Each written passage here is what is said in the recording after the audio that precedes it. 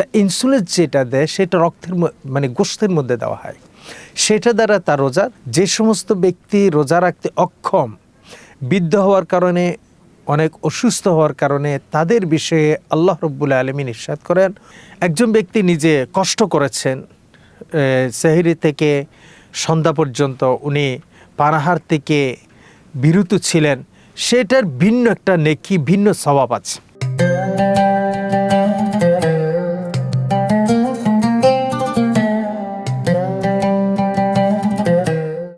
রোজা রাখা অবস্থায় ডায়াবেটিস রোগী যারা, তারা ইনসুলিন যেটা নেন সেটা দ্বারা রোজা ভাঙবে কিনা? না, তাদের ইনসুলিন দেওয়ার দ্বারা রোজা ভাঙবে না। রোজা ভাঙবে যদি সে ব্যক্তি পেটে চলে যায় এমন কোনো খাবার, হয়তো মুখের মাধ্যমে প্রবেশ করলো, যে কোনো রাস্তা দিয়ে পেটে চলে গেল, তাহলে তার রোজা ভেঙে যায়। তা ইনসুলিন যেটা দেয় সেটা রক্তের মানে গোশতের মধ্যে দেওয়া হয়, সেটা দ্বারা তার রোজার কোনো সমস্যা হবে না।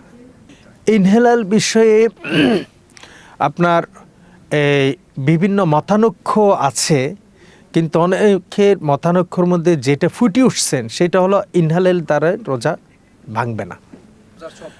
কোনো ব্যক্তি রোজা রাখতে পারে না, সে বৃদ্ধ হওয়ার কারণে, হয়তো মারাত্মক কোনো অসুস্থ হওয়ার কারণে কোনো ব্যক্তি যদি রোজা রাখতে না পারে, তাহলে অন্যকে যে খাওয়াই দেয় সেটাকে আরবি ভাষায় ফিদিয়া বলা হয়।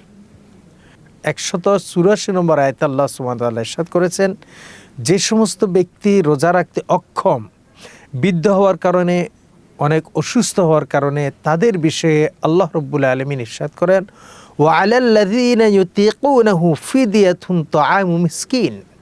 যে সমস্ত ব্যক্তি রোজা রাখতে অক্ষম তারা ফিদিয়ে দিয়ে দেবেন, অর্থাৎ একটা রোজার বিনিময় একজন ব্যক্তিকে পেট ভরে থাকে খাওয়াই দেবেন একদিনে। এটি 30 দিনের জন্য 30 বার, অর্থাৎ 30 ব্যক্তি, সেটা তাকে ফিদিয়া স্বরূপ দিয়ে দেবেন, খাওয়াই দেবেন। একজন ব্যক্তি নিজে কষ্ট করেছেন, সেহরি থেকে সন্ধ্যা পর্যন্ত উনি পানাহার থেকে বিরত ছিলেন, সেটার ভিন্ন একটা নেকি, ভিন্ন সওয়াব আছে। কিন্তু ফিদিয়া দেওয়া দ্বারায় যে রোজা তার উপর ফরজ হয়েছিল, ফরজ তরক করার যে গুনাহ, সেই গুনাহটা তার হবে না।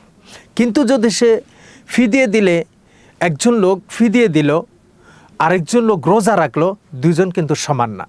যে ব্যক্তি রোজা রেখেছে সে অতিরিক্ত কষ্টের সওয়াবটা সে পাবে, তার ফরজ আদায় হয়েছে, সাথে সাথে তার এই যে রোজা রাখার যে একটা সওয়াব, সে সওয়াবটা সে অর্জন করেছে।